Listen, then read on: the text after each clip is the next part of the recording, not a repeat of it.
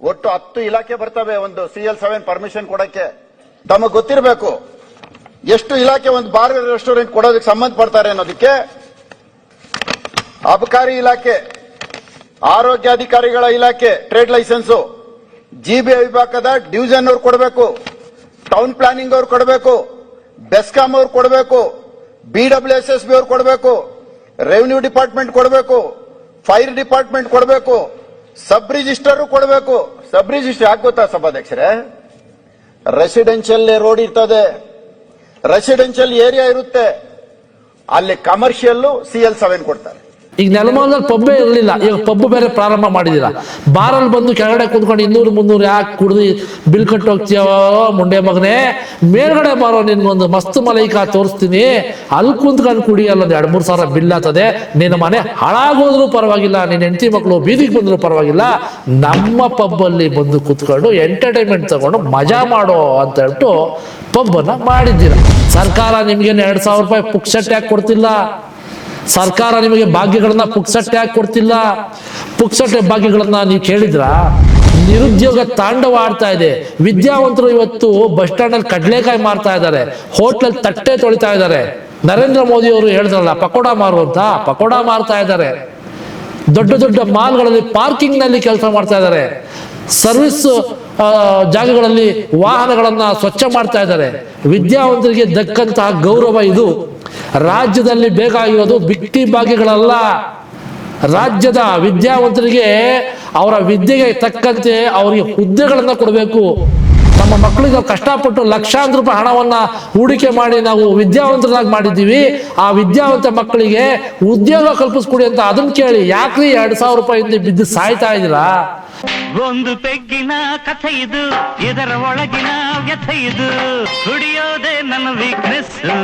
ಸಖತ್ ಪಬ್ನಲ್ಲಿ ಮಸ್ತ್ ಮಲೈಕಾ ಈ ಒಂದು ಶೀರ್ಷಿಕೆಯ ಅಡಿಯಲ್ಲಿ ಇವತ್ತಿನ ಕಾರ್ಯಕ್ರಮವನ್ನ ಮಾಡ್ತಾ ಇರುವಂಥದ್ದು. ಶೀರ್ಷಿಕೆನೇ ವಿಭಿನ್ನವಾಗಿದೆ ಅಂತ ಹೇಳಿದ್ರೆ ಕಾರ್ಯಕ್ರಮನೂ ವಿಭಿನ್ನವಾಗೇ ಇರುತ್ತೆ. ನೆಲಮಂಗಲದಲ್ಲಿ ಬಾರ್ ಅಂಡ್ ರೆಸ್ಟೋರೆಂಟ್, ವೈನ್ ಶಾಪ್ಗಳದೇ ದೊಡ್ಡ ಹಾವಳಿ ಆಗಿರುವಂಥದ್ದು. ಬಾರ್ ಅಂಡ್ ರೆಸ್ಟೋರೆಂಟ್ಗಳಲ್ಲಿ ಪಾರ್ಸಲ್ ಕೊಡಂಗಿಲ್ಲ, ವೈನ್ ಶಾಪ್ಗಳಲ್ಲಿ ಕೂರಿಸ್ಬಿಟ್ಟು ಕೂಡ್ಸಂಗಿಲ್ಲ. ಇದು ನಿಯಮ ಇರುವಂಥದ್ದು. ಬಾರ್ ಅಂಡ್ ರೆಸ್ಟೋರೆಂಟ್ಗಳಲ್ಲಿ ಬಹಳ ಪ್ರಮುಖವಾಗಿ ಕೊಠಡಿಗಳಿರಬೇಕು. ಕೂತ್ಕೊಂಡು ಕುಡಿಯೋದಕ್ಕೆ ಸಪ್ರೇಟಾಗಿ ಕೊಠಡಿಗಳಿರಬೇಕು. ಅದಕ್ಕೆ ಅದರದೇ ಆದಂಥ ಕೆಲವೊಂದು ನಿಬಂಧನೆಗಳಿದ್ದಾವೆ. ಇವ್ಯಾವನ್ನು ನೆಲಮಂಗಲದ ಬಾರ್ ಅಂಡ್ ರೆಸ್ಟೋರೆಂಟ್ ಆಗಿರ್ಬೋದು, ವೈನ್ ಶಾಪ್ಗಳಾಗಿರ್ಬೋದು, ಇವ್ಯಾವನ್ನು ಪಾಲನೆಯನ್ನು ಮಾಡ್ತಿಲ್ಲ. ಅಬಕಾರಿ ಇಲಾಖೆ ಏನು ಮಾಡ್ತಾ ಇದೆ ಅದು ನಮಗೆ ಗೊತ್ತಿಲ್ಲ. ಇರಲಿ, ಅದನ್ನು ನಾವು ಮುಂದೆ ಪ್ರಶ್ನೆ ಮಾಡೋಣ, ಮಾಡ್ತೀವಿ ಕೂಡ. ಈ ಒಂದು ಸಖತ್ ಪಬ್ನಲ್ಲಿ ಮಸ್ತ್ ಮಲೈಕಾ ನೆಲಮಂಗಲದ ವೀವರ್ಸ್ ಕಾಲೋನಿಯಲ್ಲಿ ಸಖತ್ ಅನ್ನುವಂಥ ಹೆಸರಿನಲ್ಲಿ ಒಂದು ಪಬ್ಬು ಪ್ರಾರಂಭ ಆಗಿರುವಂಥದ್ದು. ಆ ಪಬ್ಬಲ್ಲಿ ಹೆಣ್ಣು ಮಕ್ಕಳನ್ನು ಕರೆಸಿ ಕುಣಿಯುವಂತಹ ವ್ಯವಸ್ಥೆ ಮಾಡಿಕೊಡಲಾಗಿದೆ. ಮದ್ಯಪ್ರಿಯರಿಗೆ ಒಂದು ಒಳ್ಳೆಯ ಎಂಟರ್ಟೈನ್ಮೆಂಟ್. ಆದರೆ ಆ ಪಬ್ಬನ್ನು ಮಾಡೋದಕ್ಕೆ ಅನುಮತಿಯನ್ನು ಕೊಟ್ಟವರು ಯಾರು? ರೆಸಿಡೆನ್ಷಿಯಲ್ ಏರಿಯಾಗಳಲ್ಲಿ, ಸಾರ್ವಜನಿಕ ವಲಯಗಳಲ್ಲಿ, ಆಸ್ಪತ್ರೆ, ಸರ್ಕಾರಿ ಶಾಲೆಗಳು, ಪರಿಶಿಷ್ಟ ಜಾತಿ, ಪರಿಶಿಷ್ಟ ಪಂಗಡಗಳು, ಅತಿ ಹೆಚ್ಚು ಕುಟುಂಬಗಳು ವಾಸವಿರುವಂತಹ ಒಂದು ಜಾಗದಲ್ಲಿ ಬಾರ್ ಅಂಡ್ ರೆಸ್ಟೋರೆಂಟ್ ಆಗಿರ್ಬೋದು, ವೈನ್ ಶಾಪ್ ಆಗಿರ್ಬೋದು, ಪಬ್ಗಳಾಗಿರ್ಬೋದು ಮಾಡೋದಕ್ಕೆ ಅನುಮತಿಯನ್ನು ಕೊಡಬಾರದು ಅನ್ನುವಂತಹ ಆದೇಶ ಇರುವಂಥದ್ದು. ಆದರೆ ಸಖತ್ ಪಬ್ಬನ್ನು ಮಾಡಲಿಕ್ಕೆ ಅಲ್ಲಿ ಅನುಮತಿಯನ್ನು ಕೊಟ್ಟವರು ಯಾರು ಅನ್ನೋದು ಇವತ್ತು ದೊಡ್ಡ ಪ್ರಶ್ನೆಯಾಗಿ ಕಾಣ್ತಾ ಇರುವಂಥದ್ದು. ಒಂದು ಬಾರ್ ಅಂಡ್ ರೆಸ್ಟೋರೆಂಟು ಅಥವಾ ಒಂದು ಮದ್ಯದ ಅಂಗಡಿಯನ್ನು ಪ್ರಾರಂಭ ಮಾಡಬೇಕು ಅಂತ ಹೇಳಿದ್ರೆ ಅದಕ್ಕೆ ಸುಮಾರು 8ರಿಂದ 9 ಇಲಾಖೆಗಳ ಅನುಮತಿಯನ್ನು ಪಡೆಯಬೇಕಾಗುತ್ತೆ. ಒಂದು ಸರ್ಟಿಫಿಕೇಟನ್ನು ಅವರು ಕೊಡಬೇಕಾಗುತ್ತೆ. ಅಲ್ಲಿ ಮಾಡೋದಕ್ಕೆ ಯಾವುದೇ ರೀತಿಯಾದಂತಹ ತಕರಾರಿಲ್ಲ, ನಾವು ಇಲ್ಲಿ ಸ್ಥಳ ವೀಕ್ಷಣೆಯನ್ನು ಮಾಡಿದ್ದೀವಿ ಅಂತ ಹೇಳ್ಬಿಟ್ಟು ಒಂದು NOCಯನ್ನು ಕೊಡಬೇಕಾಗುತ್ತೆ. ಆ ಒಂದು NOCಯ ಆಧಾರದ ಮೇಲೆ ಆ ಬಾರ್ ಅಂಡ್ ರೆಸ್ಟೋರೆಂಟ್ ಅಥವಾ ಮದ್ಯದ ಅಂಗಡಿ, ಓವರಾಲ್ ಆಗಿ ಹೇಳ್ಬೇಕಂದ್ರೆ ಒಂದು ಮದ್ಯದ ಅಂಗಡಿ, ಆ ಮದ್ಯದ ಅಂಗಡಿಯ ಪರವಾನಗಿ ಕೊಡೋದಕ್ಕೆ ಅವಕಾಶ ಇರುತ್ತೆ. ಆದರೆ ಆ 8 ಅಥವಾ 9 ಇಲಾಖೆಗಳು ಪರ್ಮಿಷನನ್ನು ಕೊಟ್ಟಿದೆಯಾ, NOCಯನ್ನು ಕೊಟ್ಟಿದೆಯಾ ಅನ್ನೋದು ಬಹಳ ದೊಡ್ಡ ಪ್ರಶ್ನೆ ಆಗಿರುವಂಥದ್ದು. ಈಗಾಗಲೇ ಒಂದು ಸದನದಲ್ಲಿ ತಾವೆಲ್ಲ ನೋಡಿದ್ರ, ST ಸೋಮಶೇಖರ್ ಅವರು ಹಾಗೆ ಮುನಿರತ್ನ ಅವರು ಈ ಬಾರ್ಗಳ ವಿಚಾರದಲ್ಲೇ ದೊಡ್ಡ ಮಟ್ಟದ ಒಂದು ಧ್ವನಿಯನ್ನು ಎತ್ತುತ್ತಾರೆ. ಒಟ್ಟು 10 ಇಲಾಖೆ ಬರ್ತವೆ ಒಂದು CL7 ಪರ್ಮಿಷನ್ ಕೊಡಕ್ಕೆ. ತಮಗೆ ಗೊತ್ತಿರಬೇಕು ಎಷ್ಟು ಇಲಾಖೆ ಒಂದು ಬಾರ್ ರೆಸ್ಟೋರೆಂಟ್ ಕೊಡೋದಕ್ಕೆ ಸಂಬಂಧ ಪಡ್ತಾರೆ ಅನ್ನೋದಕ್ಕೆ. ಅಬಕಾರಿ ಇಲಾಖೆ, ಆರೋಗ್ಯಾಧಿಕಾರಿಗಳ ಇಲಾಖೆ ಟ್ರೇಡ್ ಲೈಸೆನ್ಸ್, GBI ವಿಭಾಗದ ಡಿವಿಷನ್ ಅವ್ರು ಕೊಡಬೇಕು, ಟೌನ್ ಪ್ಲಾನಿಂಗ್ ಅವ್ರು ಕೊಡಬೇಕು, ಬೆಸ್ಕಾಂ ಅವ್ರು ಕೊಡಬೇಕು, BWSSB ಅವ್ರು ಕೊಡಬೇಕು, ರೆವಿನ್ಯೂ ಡಿಪಾರ್ಟ್ಮೆಂಟ್ ಕೊಡಬೇಕು, ಫೈರ್ ಡಿಪಾರ್ಟ್ಮೆಂಟ್ ಕೊಡಬೇಕು, ಸಬ್ ರಿಜಿಸ್ಟರ್ ಕೊಡಬೇಕು. ಸಬ್ ರಿಜಿಸ್ಟರ್ ಯಾಕೆ ಗೊತ್ತಾ ಸಭಾಧ್ಯಕ್ಷರೇ? ರೆಸಿಡೆನ್ಷಿಯಲ್ ರೋಡ್ ಇರ್ತದೆ, ರೆಸಿಡೆನ್ಷಿಯಲ್ ಏರಿಯಾ ಇರುತ್ತೆ, ಅಲ್ಲಿ ಕಮರ್ಷಿಯಲ್ CL7 ಕೊಡ್ತಾರೆ. ಇವರು ಕಾನೂನು ಪ್ರಕಾರ ಕೊಡುವುದಾದ್ರೆ 29 CL7 ಕೂಡ ಕಾನೂನು ವ್ಯಾಪ್ತಿಯೊಳಗಡೆ ರದ್ದುಪಡಿಸಬೇಕಾಗ್ತದೆ ಸನ್ಮಾನ್ಯ ಅಧ್ಯಕ್ಷರೇ. 27 ಸನ್ನದಲ್ಲಿ ಇವ್ರು ಹೇಳೋ ಪ್ರಕಾರ ಟೂರಿಸ್ಟ್ನವ್ರು ಬರ್ತಾರೆ, ಹೋಟ್ಲಿಗೆ ಕೊಡ್ತಾರೆ ಅಂತ ಏನಾದ್ರು ಒಂದು ಪ್ರೂವ್ ಆದ್ರೆ ಸನ್ಮಾನ್ಯ ಅಧ್ಯಕ್ಷರೇ, ಇವತ್ತು ಅಸೆಂಬ್ಲಿಲಿ ನಾನು ಕಮಿಟ್ ಆಗ್ತಾ ಇದ್ದೀನಿ. ಪ್ರೂವ್ ಆದ್ರೆ ಅವತ್ತಿನ ಮಾರ್ನೆಗೆ ಈ ರಾಜೀನಾಮೆ ಕೊಟ್ಟು ನಾನು ಹೊರಗಡೆ ಹೋಗ್ತೀನಿ ಸನ್ಮಾನ್ಯ ಅಧ್ಯಕ್ಷರೇ. ಅಸೆಂಬ್ಲಿಲಿ ನಾನು ಇದನ್ನ ಪ್ರಾಮಿಸ್ ಮಾಡ್ತಾ ಇದ್ದೇನೆ. 29 CL7 ಕೊಟ್ಟಿದ್ದಾರೆ ಸನ್ಮಾನ್ಯ ಅಧ್ಯಕ್ಷರೇ. ಒಂದೇ ಒಂದು 29ರಲ್ಲಿ ಒಂದೇ ಒಂದು ರೂಮಲ್ಲಿ ಕೂಡ ಯಾವೊಂದು ಟೂರಿಸ್ಟ್ ಇಲ್ಲ ಸನ್ಮಾನ್ಯ ಅಧ್ಯಕ್ಷರೇ. ಯಾವೊಂದು ಗೆಸ್ಟ್ ಕೂಡ ಊಟಕ್ಕೆ ಬರ್ತಾ ಇಲ್ಲ. ಖಾಲಿ ರೂಮ್ ನ ತೋರಿಸ್ತಕ್ಕಂತಹದ್ದು ಇದನ್ನ ಈ ತರ ಮಾಡ್ತಾ ಇದ್ದಾರೆ. ಅವಶ್ಯಕತೆಗೂ ಮೀರಿ ಬಾರ್ಗಳು ನಮ್ಮ ಒಂದು ವಿಧಾನಸಭಾ ಕ್ಷೇತ್ರಗಳಲ್ಲಿ ಪ್ರಾರಂಭ ಆಗಿದ್ದಾವೆ. ಆ ಬಾರ್ಗಳ ಲೈಸೆನ್ಸನ್ನು ಯಾಕೆ ಕೊಡ್ತಾ ಇದ್ದೀರಾ, ಅದನ್ನು ರದ್ದು ಮಾಡಿ ಬಾರ್ ಲೈಸೆನ್ಸ್ಗಳನ್ನ ಕೊಡಬೇಡಿ ಅಂತ ನಾವು ಪ್ರಶ್ನೆ ಮಾಡಿದ್ರೆ, ಅಥವಾ ಸಾರ್ವಜನಿಕರು ಪ್ರಶ್ನೆ ಮಾಡಿದಂಥ ಸಂದರ್ಭಗಳಲ್ಲಿ ಅವ್ರ ಮೇಲೆ ಹಲ್ಲೆಗಳು ಆಗ್ತಾ ಇದ್ದಾವೆ ಅನ್ನುವಂಥ ವಿಚಾರವನ್ನು ಮುಂದೆ ಇಟ್ಕೊಂಡು ಭಾಳ ದೊಡ್ಡ ಮಟ್ಟದ ಒಂದು ಚರ್ಚೆ ಆಯಿತು ಒಂದು ಭಾಗ. ಮತ್ತೊಂದು ಕಡೆ ಮದ್ಯಪ್ರಿಯರಿಗೆ ಒಂದು ಪುಷ್ಟಿ ನೀಡುವಂಥ ಕೆಲಸ ಈ ಒಂದು ರಾಜ್ಯದ ಗೃಹ ಸಚಿವರು ಮಾಡ್ತಾರೆ. ಹೊಸ ವರ್ಷದ ಸಮಯದಲ್ಲಿ ಕುಡಿದು ಫುಲ್ಲಾಗಿ ಟೈಟಾಗಿ ಬಿದ್ದರೆ ಅವ್ರಿಗೆ ಮನೆಗೆ ತಲುಪಿಸುವಂಥ ಕೆಲಸ ನಾವೇ ಮಾಡ್ತೇವೆ ಅಂತ ಸ್ವತಃ ಗೃಹ ಸಚಿವರು ಜವಾಬ್ದಾರಿಯನ್ನು ತಗೋತಾರೆ ಅಂತ ಹೇಳಿದ್ರೆ ನಾಚಿಕೆ ಆಗಬೇಕು ಇವತ್ತಿನ ಸರ್ಕಾರಗಳಿಗೆ, ಇವತ್ತಿನ ಆಡಳಿತ ಪಕ್ಷದ ಅಧಿಕಾರಿಗಳಿಗೆ. ಯಾವ ಉದ್ದೇಶದಿಂದ ತಾವು ಇಷ್ಟೊಂದು ಅನುಮತಿಗಳನ್ನು ಕೊಟ್ಕೊಂಡು ಬಾರ್ ಅಂಡ್ ರೆಸ್ಟೋರೆಂಟ್ಗಳನ್ನು ತೆಗೆಸ್ಕೊಂಡು ಪಬ್ಗಳನ್ನು ಕ್ಲಬ್ಗಳನ್ನು ಮಾಡಿಸ್ಕೊಂಡು ಯಾವ ಪುರುಷಾರ್ಥಕ್ಕೋಸ್ಕರ ಯಾವ ಸಾಧನೆಯನ್ನು ಮಾಡ್ತಾ ಇದ್ದೀರಾ ಕ್ಷೇತ್ರಗಳಲ್ಲಿ? ಒಂದು ಕಡೆ ಸರ್ಕಾರ ಮಹಿಳೆಯರಿಗೆ ಭಾಗ್ಯವನ್ನು ಕೊಡ್ತದೆ, 2,000 ರೂಪಾಯಿ ಹಣವನ್ನು ಕೊಡುತ್ತೆ.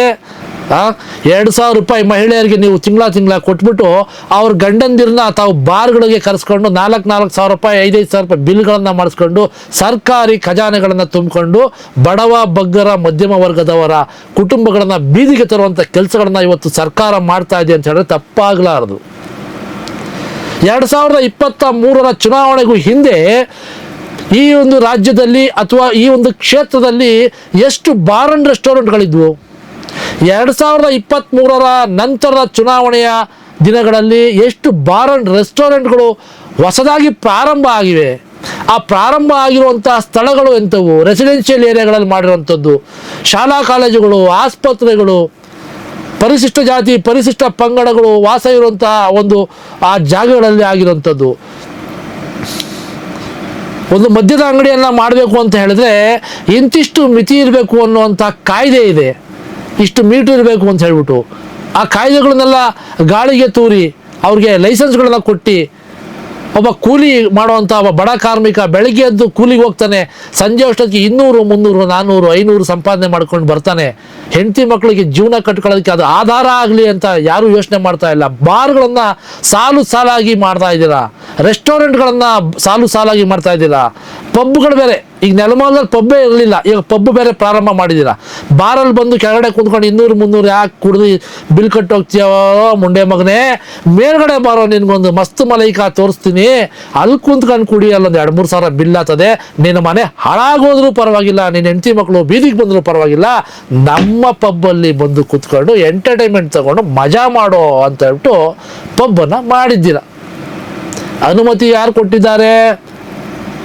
ಆ ಅನುಮತಿ ಕೊಟ್ಟಿರುವಂಥ ಅಷ್ಟು ಇಲಾಖೆಗಳು ಉತ್ತರವನ್ನು ಕೊಡಬೇಕು. ತಾವು NOCನ ಯಾವ ಆಧಾರದ ಮೇಲೆ ಕೊಟ್ಟಿದ್ದೀರಾ, NOCನಲ್ಲಿ ಏನು ಉಲ್ಲೇಖ ಮಾಡಿದ್ದೀರಾ ಅಂತ. ಒಂದು ಕಡೆ ಗೃಹ ಮಂತ್ರಿಗಳು ಕುಡಿದು ಟೈಟ್ ಆದವ್ರನ್ನ ಮನೆಗೆ ಬಿಡ್ತೀವಿ ಅಂತಾರೆ, ಮತ್ತೊಂದು ಕಡೆ ರಾಜ್ಯ ಸರ್ಕಾರ ಬಾರ್ ಮೇಲೆ ಬಾರು ಲೈಸೆನ್ಸ್ ಮೇಲೆ ಲೈಸೆನ್ಸು ಕೊಟ್ಕೊಂಡು ಬಡವ್ರನ್ನ ಬಗ್ರನ್ನ ಮಧ್ಯಮ ವರ್ಗದವ್ರನ್ನ ಬೀದಿಗೆ ತಂದು ಅವ್ರ ಹೆಂಡತಿ ಮಕ್ಕಳನ್ನ ತಾಳಿ ಕಿತ್ಕೊಂಡು ಅವ್ರನ್ನ ಹಾಳು ಮಾಡುವಂಥ ಒಂದು ಹುನ್ನಾರವನ್ನು ಮಾಡ್ತಾ ಇದೆ. ಇದು ಹುನ್ನಾರನೇ, ಇದು ಬಡವರನ್ನ ಮಟ್ಟ ಹಾಕುವಂಥ ಹುನ್ನಾರ. ರಾಜ್ಯದಲ್ಲಿ ಅಬಕಾರಿ ಇಲಾಖೆಯನ್ನ ಬ್ಯಾನ್ ಮಾಡಿದ್ರೆ ರಾಜ್ಯ ಸರ್ಕಾರ ಮಣ್ಣು ಮುಕ್ತದೆ. ರಾಜ್ಯ ಸರ್ಕಾರ ನಡೀತಾ ಇರೋದೇ ಅಬಕಾರಿ ಇಲಾಖೆಯಿಂದ. ನಿಮ್ಮ ಗಂಡಂದಿರನ್ನ ಕರ್ಕೊಂಡೋಗಿ ಕೂರಿಸಿ ಹಾಳು ಮಾಡಿ ಅವ್ರು ಸಂಪಾದನೆ ಮಾಡಿರೋಂಥ ಹಣವನ್ನು ಅಲ್ಲಿ ಕೊಡ್ತಾರಲ್ಲ, ಆ ಹಣದಲ್ಲೇ ಸರ್ಕಾರ ನಡೀತಾ ಇರೋದು. ಸರ್ಕಾರ ನಿಮಗೆ 2,000 ರೂಪಾಯಿ ಪುಕ್ಸಟ್ಟೆಯಾಗಿ ಕೊಡ್ತಿಲ್ಲ. ಸರ್ಕಾರ ನಿಮಗೆ ಭಾಗ್ಯಗಳನ್ನ ಪುಕ್ಸಟ್ಟೆಯಾಗಿ ಕೊಡ್ತಿಲ್ಲ. ಪುಕ್ಸಟ್ಟೆ ಭಾಗ್ಯಗಳನ್ನ ನೀವು ಕೇಳಿದ್ರಾ? ರಾಜ್ಯದ ಜನ ಯಾರಾದ್ರೂ ಕೇಳಿದ್ರಾ? ನಿರುದ್ಯೋಗ ತಾಂಡವ ಆಡ್ತಾ ಇದೆ. ವಿದ್ಯಾವಂತರು ಇವತ್ತು ಬಸ್ ಸ್ಟ್ಯಾಂಡಲ್ಲಿ ಕಡಲೆಕಾಯಿ ಮಾರ್ತಾ ಇದ್ದಾರೆ, ಹೋಟ್ಲಲ್ಲಿ ತಟ್ಟೆ ತೊಳಿತಾ ಇದ್ದಾರೆ. ನರೇಂದ್ರ ಮೋದಿ ಅವರು ಹೇಳಿದ್ರಲ್ಲ ಪಕೋಡ ಮಾರು ಅಂತ, ಪಕೋಡ ಮಾರ್ತಾ ಇದ್ದಾರೆ. ದೊಡ್ಡ ದೊಡ್ಡ ಮಾಲ್ಗಳಲ್ಲಿ ಪಾರ್ಕಿಂಗ್ನಲ್ಲಿ ಕೆಲಸ ಮಾಡ್ತಾ ಇದ್ದಾರೆ. ಸರ್ವಿಸ್ ಜಾಗಗಳಲ್ಲಿ ವಾಹನಗಳನ್ನು ಸ್ವಚ್ಛ ಮಾಡ್ತಾ ಇದ್ದಾರೆ. ವಿದ್ಯಾವಂತರಿಗೆ ದಕ್ಕಂತಹ ಗೌರವ ಇದು. ರಾಜ್ಯದಲ್ಲಿ ಬೇಕಾಗಿರೋದು ಬಿಟ್ಟಿ ಭಾಗ್ಯಗಳಲ್ಲ. ರಾಜ್ಯದ ವಿದ್ಯಾವಂತರಿಗೆ ಅವರ ವಿದ್ಯೆಗೆ ತಕ್ಕಂತೆ ಅವರಿಗೆ ಹುದ್ದೆಗಳನ್ನು ಕೊಡಬೇಕು. ರಾಜ್ಯ ಸರ್ಕಾರ ನಿರುದ್ಯೋಗಕ್ಕೆ ಭರವಸೆಯನ್ನು ಕೊಟ್ಟಿದೆ. ನಿಮ್ಮ 5 ಯೋಜನೆಗಳಲ್ಲಿ ಇದೂ ಸಹ ಒಂದು ಗ್ಯಾರಂಟಿ. 5 ಯೋಜನೆ ಕೊಟ್ಟರಲ್ಲ, ಆ 5 ಯೋಜನೆಗಳಲ್ಲಿ ನಿರುದ್ಯೋಗದ ಒಂದು ಸಮಸ್ಯೆನೂ ಕೂಡ ಒಂದು ಕೊಟ್ಟಿದ್ರಿ. ಅದ್ರ ಬಗ್ಗೆ ಯಾರೂ ಮಾತಾಡ್ತಾ ಇಲ್ಲ. ಬರೇ ಮಾತಾಡ್ತಾ ಇರೋದು ಸದನದಲ್ಲಿ ಕೇಳಿಸ್ಕೊಂಡ್ರು 2,000, ಆಚೆ ಕಡೆ ಕೇಳಿಸ್ಕೊಂಡ್ರು 2,000. ನಮ್ಮ ಜನಗಳಿಗೆ ಬುದ್ಧಿ ಇಲ್ಲ, ಅವರು 2,000 ಅಂತಾರೆ. ನಿಮ್ಮ ಮಕ್ಕಳಿಗೆ ಉದ್ಯೋಗ ಕೇಳ್ರಿ. ನಮ್ಮ ಮಕ್ಕಳಿಗೆ ಕಷ್ಟಪಟ್ಟು ಲಕ್ಷಾಂತರ ರೂಪಾಯಿ ಹಣವನ್ನು ಹೂಡಿಕೆ ಮಾಡಿ ನಾವು ವಿದ್ಯಾವಂತರಾಗಿ ಮಾಡಿದ್ದೀವಿ. ಆ ವಿದ್ಯಾವಂತ ಮಕ್ಕಳಿಗೆ ಉದ್ಯೋಗ ಕಲ್ಪಿಸ್ಕೊಡಿ ಅಂತ ಅದನ್ನು ಕೇಳಿ. ಯಾಕ್ರಿ 2,000 ರೂಪಾಯಿ ಹಿಂದೆ ಬಿದ್ದು ಸಾಯ್ತಾ ಇದ್ದೀರಾ? 2,000 ಬರಲಿಲ್ಲ ಅಂತ ಹೇಳಿದ್ರೆ ಮಾಧ್ಯಮಗಳಲ್ಲಿ ನಿಂತ್ಕೊಂಡು ಮಾತಾಡೋದು, 2,000 ನಮಗೆ ಕೊಡಲಿಲ್ಲ, 2,000 ಬರಲಿಲ್ಲ ಅಂತ. ಅದನ್ನು ಸಮರ್ಥನೆ ಮಾಡಿಕೊಂಡು ಸಚಿವರು ಅದಕ್ಕೊಂದು ಸಮರ್ಥನೆಯನ್ನು ಕೊಡೋದು. 2,000 ರೂಪಾಯಿ ದುಡ್ಡಲ್ಲೇ ಆಟ ಆಡ್ತಾ ಇದ್ದೀರಾ ನೀವು. ಅಧಿಕಾರಿಗಳು ಅಷ್ಟೇ, ಚುನಾಯಿತ ಪ್ರತಿನಿಧಿಗಳಿಗೆ ಮತವನ್ನು ಕೊಡುವಂತಹ ಮತದಾರರು ಅಷ್ಟೇ. 2,000 ರೂಪಾಯಿ ಇಲ್ಲಿ ನೋಡಿದ್ರು 2,000, ಇಲ್ಲಿ ನೋಡಿದ್ರು 2,000. ಮಧ್ಯದಲ್ಲಿರುವಂಥ ಸಮಸ್ಯೆಗಳ ಬಗ್ಗೆ ಯಾರಾದರೂ ಮಾತಾಡ್ತಾ ಇದ್ದೀರಾ? ಧರ್ಮಸ್ಥಳ ಅನ್ನುವಂತಹ ಒಂದು ಸಂಸ್ಥೆ ಕುಡ್ತಾ ಬಿಡಿಸೋದಕ್ಕೆ ಆಯಾ ಗ್ರಾಮಗಳಲ್ಲಿ ಆಯಾ ತಾಲೂಕುಗಳಲ್ಲಿ ಒಂದು ಕ್ಯಾಂಪ್ಗಳ ಮುಖಾಂತರ ಲಕ್ಷಾಂತರ ಹಣವನ್ನು ಹೂಡಿಕೆ ಮಾಡಿ ಮದ್ಯಮುಕ್ತ ರಾಜ್ಯವನ್ನು ಮಾಡಬೇಕು ಅನ್ನೋ ಒಂದು ದೊಡ್ಡ ಹೋರಾಟವನ್ನು ಮಾಡ್ತಾ ಇದೆ. ಮತ್ತೊಂದು ಕಡೆ ಬಾರ್ ಅಂಡ್ ರೆಸ್ಟೋರೆಂಟ್ಗಳಿಗೆ ಲೈಸೆನ್ಸ್ಗಳನ್ನು ಕೊಟ್ಟು ಅನಧಿಕೃತವಾಗಿ ಎಷ್ಟು ಲೈಸೆನ್ಸನ್ನು ಕೊಟ್ಟಿದ್ದೀರಾ? ನಿಯಮ ಬಾಹಿರವಾಗಿ ಎಷ್ಟು ಲೈಸೆನ್ಸ್ಗಳನ್ನು ಕೊಟ್ಟಿದ್ದೀರಾ? ಸಖತ್ ಪಬ್ ಅನ್ನುವಂಥ ಒಂದು ಪಬ್ ನೆಲಮಂಗಲದಲ್ಲಿ ಪ್ರಾರಂಭ ಆಗಿದೆಯಲ್ಲ, ಅದಕ್ಕೆ ಸ್ಪಾಟ್ ಇನ್ಸ್ಪೆಕ್ಷನ್ ಯಾರು ಮಾಡಿದ್ದೀರಾ? ಸ್ಥಳ ಪರಿಶೀಲನೆಯನ್ನು ಮಾಡಿದ್ದೀರಾ? ಹಿಂದೆ ಮುಂದೆ ಅಕ್ಕ ಪಕ್ಕ ಏನಿದೆ ಏನಿಲ್ಲ ಇದನ್ನೇನಾದ್ರು ನೋಡಿದ್ದೀರಾ? ಅದರಿಂದ ಎಷ್ಟು ಸಮಸ್ಯೆ ಆಗ್ತದೆ ಆಗಲ್ಲ ಅನ್ನೋದನ್ನ ಏನಾದ್ರು ಪರಿಗಣಿಸಿ ಅವ್ರಿಗೆ NOC ಕೊಟ್ಟಿದ್ದೀರಾ? ಅಥವಾ NOCನೇ ಕೊಟ್ಟಿಲ್ವಾ? ಯಾವ ರಾಜಕೀಯ ಒತ್ತಡಕ್ಕೆ ಮಣಿದು ಇವತ್ತು ನೀವು ಆ ಬಾರ್ ಅಂಡ್ ರೆಸ್ಟೋರೆಂಟ್ ಜೊತೆಯಲ್ಲಿ ಪಬ್ಬನ್ನು ನಡೆಸೋಕ್ಕೆ ಅನುಮತಿಯನ್ನು ಕೊಟ್ಟಿದ್ದೀರಾ ಅಂತ ಅಂದ್ಬಿಟ್ಟು ನಾನು ನಮ್ಮ ಮಾಧ್ಯಮದ ಮುಖಾಂತರ ಪ್ರಶ್ನೆಯನ್ನು ಕೇಳ್ತಾ ಇದ್ದೀನಿ. ಇದನ್ನು ಲಿಖಿತ ರೂಪದಲ್ಲೂ ಕೂಡ ಕೇಳ್ತೀನಿ. ತಾವು ಅದಕ್ಕೆ ಆನ್ಸರನ್ನು ಕೊಡಬೇಕಾಗುತ್ತೆ. ಕೊಡದೇ ಇರುವಂತಹ ಸಂದರ್ಭಗಳಲ್ಲಿ ಇದಕ್ಕೆ ಮೇಲ್ಮನವಿಗೆ ಹೋಗಿ ನಿಮ್ಮ ಮೇಲೆ ಕಾನೂನು ರೀತಿಯ ಸೂಕ್ತ ಕ್ರಮಕ್ಕೆ ಕೂಡ ನಾನು ಒಂದು ಮನವಿಯನ್ನು ಮಾಡುವಂಥ ಕೆಲಸ ಮಾಡ್ತೀನಿ.